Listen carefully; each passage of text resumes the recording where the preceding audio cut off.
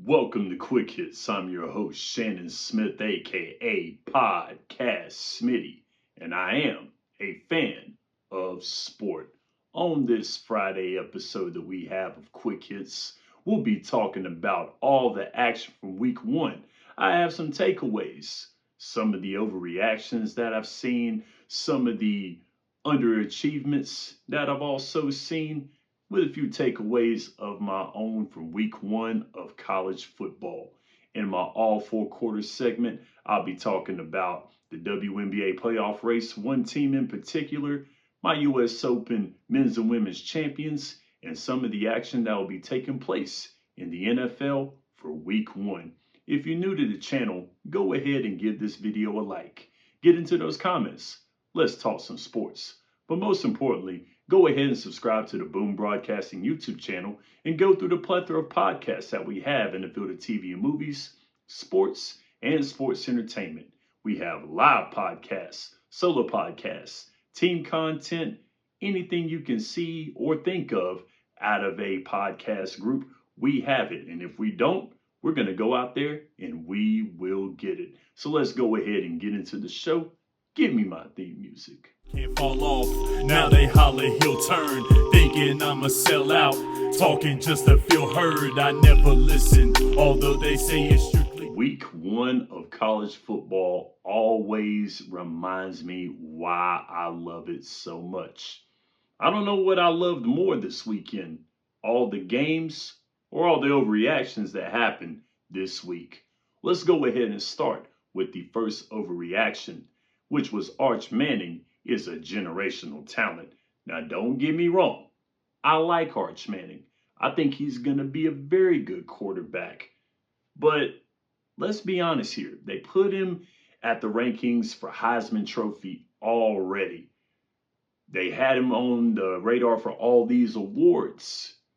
But no one's really seen him play college football. The only film that we have of him playing college football prior to the game against Ohio State was from his uncles. I think the NCAA was so angry that a quarterback did not win the Heisman Trophy that they decided to put it all on Arch and all the other quarterbacks that were playing this weekend. In his first start, he plays the reigning national champion with a defensive coordinator that won 3 Super Bowls in the NFL. Now, I'm not excusing Arch Manning by any means. He got beat. He didn't play a great game at all. But also, too, the other 10 players on that field got beat with him. And it was only by 7 points. But even with all this happening to Arch, I have the perfect prescription for him this week. 2 extra strength Tylenols in San Jose State in Austin at 12 o'clock tomorrow afternoon. See, look at him. See that smile? He looks great. Told you. Works perfectly. Last Saturday, we celebrated the retirement of Lee Corso. Congratulations, Coach.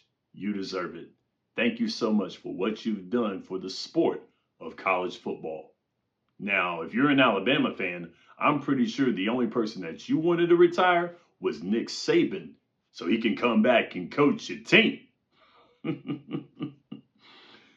The thing that I liked the most about this was that Lee Corso stood 10 toes down on Florida State winning, and he was the only one out of the crew to pick him, and they delivered. Great job, Coach. Alabama, unfortunately, I hate it for you guys, but I know the person that you need to blame. Michael Penix Jr. Other takeaways from week one were as follows. The Boise State offense was selected 6th overall by the Las Vegas Raiders and will be making its debut in the NFL on Sunday. Nico Iamaleava says that he would take a Ford Pinto and $70 to be the quarterback for the Tennessee Volunteers. Final offer. What I'm basically saying here is that the quarterbacks, yeah, they're the figurehead. Yeah, they may get the pretty girls. They get the notoriety. Mostly the quarterback gets all of the blame for the win or the loss. But at the end of the day, 10 more guys are on that offense with that quarterback, and he has to see that. If it's a collection of receivers, a collection of running backs, offensive line, they're the ones that get it done along with the quarterback. It's a team game for a reason. The main takeaway from week one, it was a master class of defense. The defenses came through, capitalized on mistakes, got hats on guys, put guys in the ground, made tackles, finished tackles, and finished plays. That is what football is all about. Winning in the trenches, doing your assignments, getting it all done. I know that doesn't get butts and seats. That doesn't make a lot of money, but winning does. And at the end of the day, it's all about winning. Good job for the defenses. Show them how it's done. That's real football. Before we break into the next segment, I've got some picks from next week. I took 7 games and I decided to break those games down very quickly, give you a winner and give you a loser. Some of these guys are ranked. Some of these teams are not ranked. You have some unranked matchups, you got some ranked matchups. So let's go ahead and get it started. Illinois at Duke. I'm taking Illinois in that game. I like Illinois' offense. I want to see how they do on the road. They may be that surprise team in the Big Ten. Duke could be a trap game. So I think this is going to be a close one, but I think Illinois gets away. Iowa and Iowa State is another one. They're playing in Ames. I got Iowa State at home. I like the quarterback play, Rocco Beck. I expect for him to have a good game in this one. Baylor at SMU. Not really cool with outsiders with the ACC, but I'm going to take SMU in this one. Like the offense, I think they light up the scoreboard. They can do that against this Baylor squad. Virginia and NC State, they're an unranked, but I think this will be an interesting matchup here. I got Virginia winning at Carter Finley Stadium. West Virginia at Ohio. Shout out to my man Chris DeLuca, who is a graduate of WVU. I got them beating Ohio. That'll be a fun matchup as well. I think it's a clash of defenses. Rich Rod, let's see what you got here, my man. Arizona State at Mississippi State. They're going to Starkville on this one. Arizona State, they told you they were nothing last year, but I think they get off to a hot start. I think they win this game convincingly on the road away from Arizona. Arizona State, the Sun Devils, give me the Sun Devils. Vanderbilt and Virginia Tech. Virginia Tech ran out of gas with South Carolina. They hung with them for a little bit, but South Carolina got the momentum. Vatech's not a bad football team, but give me Vanderbilt because I believe that they have a very balanced defense. I want to see what they do against Virginia Tech's passing attack. I think that they will do well with it. Vandy on the road for the win. UCLA at UNLV. Give me the running Rebels on this one. I have an affinity for UNLV because Randall Cunningham and Larry Johnson, childhood figures, went to UNLV. I like those guys. They're not walking through the door. But Dan Mullen's going to bring this squad. UNLV came close to winning the Mountain West Conference last year. I think that they'll win it this year. UNLV over UCLA. And the final one, Michigan at Oklahoma. Boomer Sooners for the win. Oklahoma at home. I like this matchup. This is going to be a fun football game. I think Michigan's defense is going to give a run to Oklahoma. It'll be a close one, but Oklahoma at home. Those are my quick picks for this week. Now let's go ahead and go all 4 quarters. 4 topics, 4 discussions. Let's go. First quarter. Do the Indiana Fever stay alive and make the playoffs next week? My answer to that, yes. They should close out Chicago tonight and beat the Washington Mystics, but they won't beat the Minnesota Lynx. That's okay. That should be enough to get them in. They'll stay 8th, and they'll see Minnesota in the first round or they will be swept. Shout out to Alea Boston and to Kelsey Mitchell. They should be all WNBA second team members by the time it's over with. They've had a lot of trouble with the injuries this year. Caitlin Clark getting hurt, Sophie Cunningham, Ari, Sid, all of them getting hurt. It's hard, man. But they've had some great play from Aerial Powers, Odyssey Sims. They've worked very, very hard to get where they are. Stephanie White, she's made some questionable decisions as the head coach, but she has pulled this team together. This team has played tremendous. You got to give them credit for credit is due. They are not done yet. So, they will make the playoffs. Second quarter, men's and women's U.S. Open champions. For the women, I have Naomi Osaka versus Arina Sabalenka. My heart says Naomi, she's so cute. I love her to death. She played her tail off in the final, beat Coco Gauff.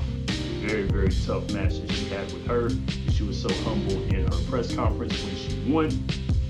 So I like her, but I think Arina Sabalenka will win it. She doesn't have to worry about playing an American, so she won't have to worry about losing, which is something that she has done in the past couple of majors. But I think Sabalenka gets the win for the women. And for the men, I've got Novak Djokovic playing Yannick Sinner. I think Djokovic will get past Carlos Alcaraz. I like Carlos, but I think Novak Djokovic has got something for him.